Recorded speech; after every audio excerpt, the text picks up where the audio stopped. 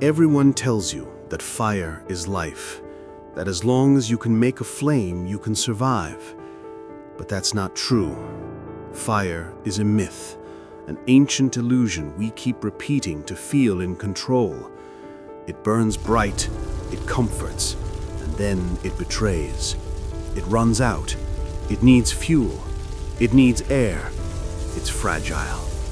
But there's another fire, one older than wood and flame, the one inside you. A furnace powered by hunger, muscle, and the stubborn refusal to stop existing. When the world collapses and the cold presses in, it's not the campfire that saves you. It's the small biochemical inferno inside your chest, the one that's been burning since birth, hidden under skin and bone. The fire of metabolism, defiance, and will. That's the real survival. That's the fire that keeps you alive.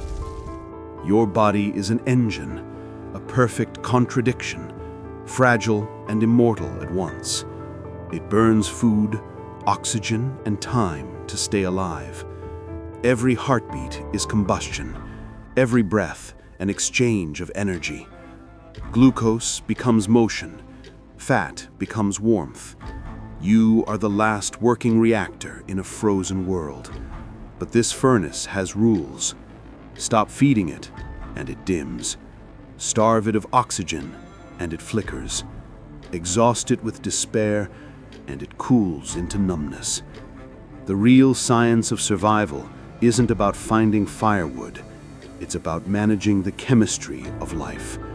Keep the metabolism burning, even when there's nothing left to burn. Because once the inner flame dies, no spark on earth can reignite it. Hunger feels like emptiness, but it's actually fuel efficiency.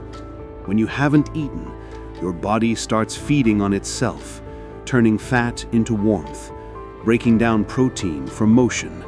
It's brutal, but it's smart. Evolution didn't design humans to die easily. The body has backup plans written in pain. Every growl of your stomach is your cells whispering, "We're still working." You can outlast more than you think, not because you're strong, but because your biology refuses to surrender. Hunger hurts, but it also ignites. It tells you you're still alive. It's the quiet scream of the inner fire demanding more time. Temperature isn't just physical, it's psychological. Fear freezes, hope burns. Your mind controls your body's thermostat more than any coat or blanket ever could. When despair settles in, blood flow slows, muscles tighten, your internal fire dims. But if you can convince yourself there's something worth surviving for, a reason, a voice, a memory, the chemistry changes. Adrenaline surges, mitochondria wake up, and your body begins to fight the cold again. Belief becomes biochemistry. Hope becomes thermodynamics. You don't need to be happy.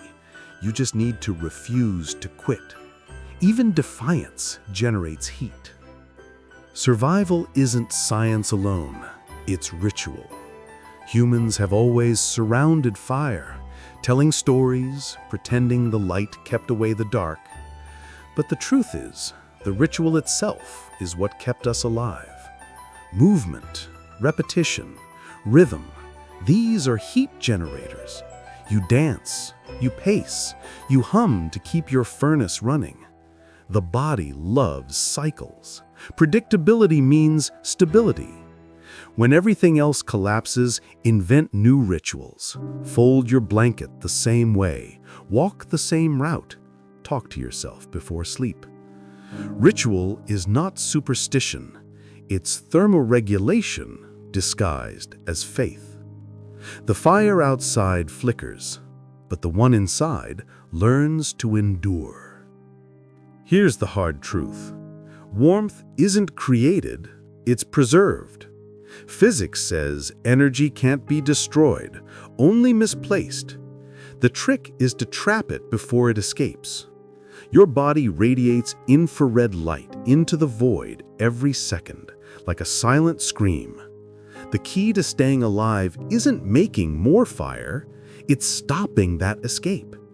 Every layer of clothing, every bit of insulation, every breath into your cupped hands is an act of rebellion against entropy.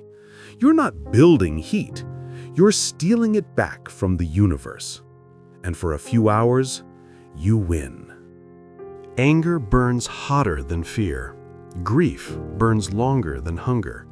Emotion is the body's invisible flame. You can't control it, but you can use it. Rage releases heat. Love triggers dopamine and energy bursts. Even sadness, when embraced, keeps the nervous system active. The worst thing you can do in the cold is feel nothing. Numbness is the real killer. Keep something alive inside you, a memory, a song, a promise. Let it burn through your veins like gasoline on snow. In the apocalypse, emotions aren't weaknesses, they're fuel. You think the cold is your enemy, but it's not. The real enemy is stillness, inactivity, a slow surrender. The body cools the moment you stop moving. The mind decays the moment you stop thinking. Cold is just physics. Stillness is choice.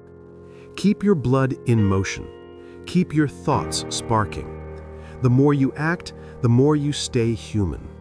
Movement is evolution's answer to extinction. Keep walking. Keep creating friction. Every step is a spark. Stillness is death disguised as comfort. Even in isolation, warmth spreads. Two bodies huddled together are not just sharing heat, they're creating it. Skin to skin, the human body becomes a reactor. But connection isn't only physical. Words, memories, and stories transfer energy too. When you talk to someone, even in your head, you're lighting a match against the void. Empathy is energy exchange. In a frozen world, compassion is thermodynamic rebellion. When you care, you burn brighter. When you share, you expand the circle of heat. Civilization began with that spark, and it will end without it.